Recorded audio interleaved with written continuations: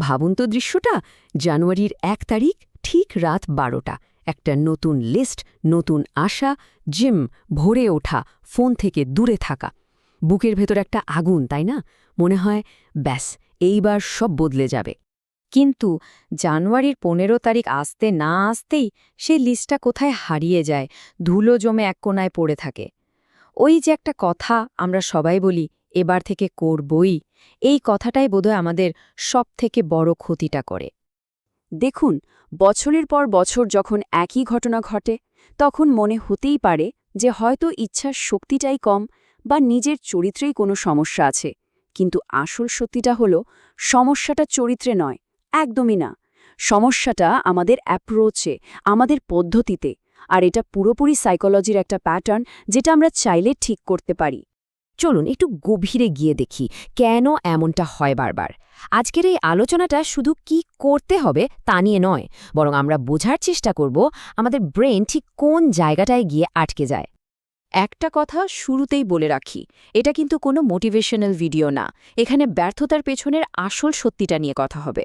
হাজার হাজার ভিডিও তো আছেই যেগুলো বলে কি করতে হবে, কিন্তু আজ আমরা জানব আমরা আসলে ফেল করি কেন। চলুন আমাদের সবথেকে বড় কিছু ভুল ধারণা দিয়েই শুরু করা যাক। প্রায়ই শোনা যায় যে মোটিভেশন থাকলেই নাকি সব সম্ভব, কিন্তু এটা আসলে একটা অর্ধেক সত্যি। যেমন ধরুন, ওই যে একটা বহুল প্রচলিত কথা আছে না, যে কোনো অভ্যাস তৈরি করতে নাকি মাত্র ২১ দিন লাগে। এটা আসলে একটা মিথ। ইউনিভার্সিটি কলেজ লন্ডনের একটা গবেষণায় দেখা গেছে, একটা নতুন অভ্যাস পুরোপুরি তৈরি হতে গড়ে সময় লাগে ৬৬ দিন। হ্যাঁ, ঠিকই শুনছেন, ৬৬ দিন, ২১ দিন নয়। আর এই ভুল তথ্যের কারণে কিন্তু আমরা খুব তাড়াতাড়ি হাল ছেড়ে দিই। আমাদের মনে হয়, আরে আমার ক্ষেত্রেই বোধহয় এটা কাজ করছে না। আর মোটিভেশন, ওটা তো আসলে একটা অনুভূতি। আর অনুভূতি তো নদীর স্রোতের মতো, আসে আর যায়। তাই শুধু অনুভূতির ওপর ভরসা করলে ব্যর্থ হওয়াটাই স্বাভাবিক। আমাদের এমন একটা সিস্টেম দরকার যা অনুভূতির ওপর নির্ভর করে না। তাহলে আসল কারণটা কি?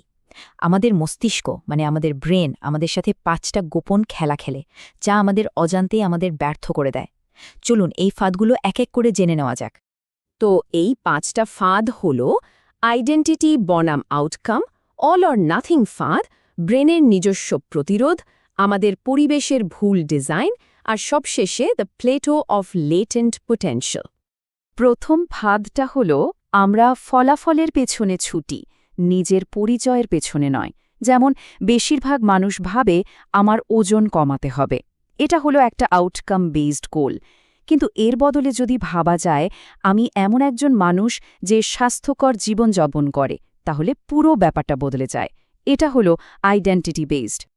জেমস ক্লিয়ার তার বিখ্যাত বই অ্যাটমিক হ্যাবিটসে একটা অসাধারণ কথা বলেছেন। তিনি বলেন, আমরা প্রতিদিন যা করি তার প্রতিটি কাজই হলো আমরা কেমন মানুষ হতে চাই তার পক্ষে দেয়া এক একটা ভোট। ভাবুন তো, যখন কেউ জিমে যায় সে কিন্তু শুধু ক্যালোরি ঝরাচ্ছে না, সে আসলে এমন একজন মানুষ হওয়ার পক্ষে ভোট দিচ্ছে যে নিজের স্বাস্থ্যকে গুরুত্ব দেয়। দ্বিতীয় ফাঁদটা আরও কমন, অল অন নাথিং মানসিকতা। ধরুন কেউ ঠিক করল যে সপ্তাহের ৭ দিনই ব্যায়াম করবে, কিন্তু কোনো কারণে বুধবার দিনটা মিস হয়ে গেল। ব্যাস, এরপর কি হয়? পুরো সপ্তাহটাই বাদ। মাথায় চলে আসে, আরে একদিন তো মিস হয়েই গেল, আর করে কি লাভ? আচ্ছা, একটা কথা ভাবুন তো, আপনার ফোনের স্ক্রিনে যদি একটা স্ক্র্যাচ পড়ে, আপনি কি সাথে সাথে পুরো ফোনটা মাটিতে আছড়ে ভেঙে ফেলেন? না তো। তাহলে একটা অভ্যাস একদিন মিস হলে আমরা কেন পুরোটা ছেড়ে দিই? নিয়মটা খুব সহজ, পরপর দুদিন কখনো মিস করা যাবে না। একদিন ভুল হতেই পারে, কিন্তু পরের দিন আবার ট্র্যাকে ফিরতেই হবে। দরকার হলে ৫ মিনিটের জন্য, কিন্তু ফিরতে হবে।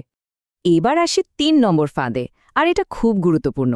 আমাদের ব্রেন কিন্তু জন্মগতভাবেই অস্বস্তি বা ডিসকমফোর্ট এড়িয়ে চলতে চায়, এটা ওর প্রোগ্রামিং।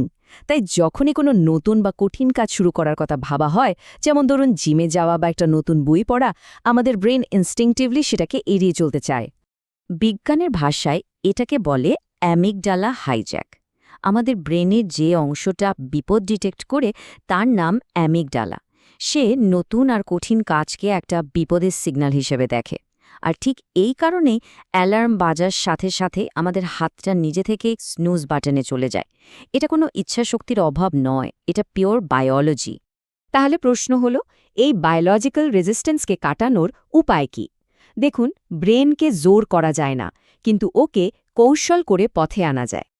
আর এখানে কাজে আসে 2 মিনিট রুল বা 2 মিনিটের নিয়ম।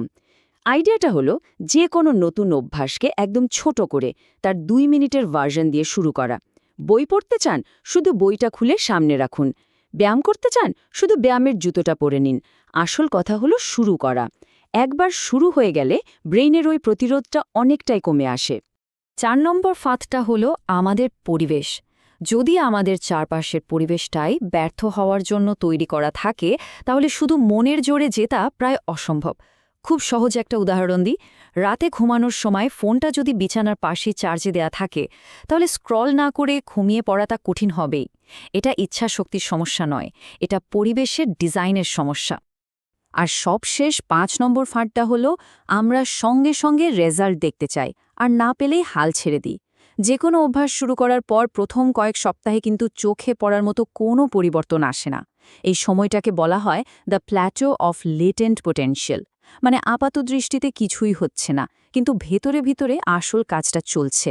ঠিক যেমন একটা বীজ, মাটির নিচে সে বড় হচ্ছে, কিন্তু ওপর থেকে আমরা শুধু মাটিই দেখতে পাই। তার মানে এই নয় যে গাছটা জন্মাচ্ছে না। তাহলে এই পুরো আলোচনার সারমর্মটা কি? দেখুন, সাফল্যের কোনো ম্যাজিক ফর্মুলা বা শর্টকাট নেই।